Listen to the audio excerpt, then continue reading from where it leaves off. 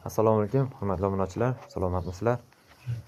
Mana bir haftalik sinov muddatidan so'ng buqalarimiz sog'-salomat chiqishdi karantindan. Endi o'zimizni Qashqa va Angus buqamizni olib o'tib bularga qo'shdik. Ular birgalikda mana 5 ta buqacha birga yurishibdi endi zagon holatda.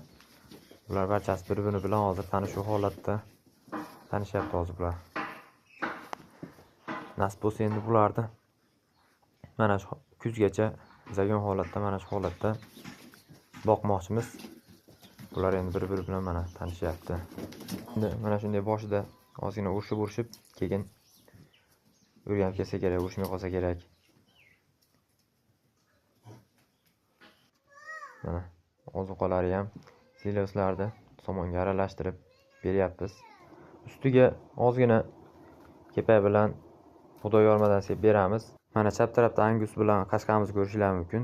Bu buzoqlarga qaraganda etlari ancha yaxshi ekan ularda.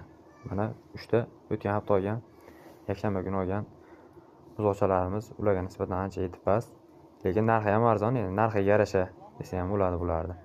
Chap tarafdan birinchidagisini 14 million 100 ga, ikkinchidagisini 13 million 600, uchinchidagisini 14 million. Mana bu Qashqamiz 15 millionga olganmiz uni, 20 kuncha bo'lib qoldi olganimizga. O'ng tarafdagi Anguschamiz bo'lsa 15,5 millionga oldik uni. Uni yanvar oyining oxirlarida olganmiz. Hozir mana mart oyining 29-sanasi bugun.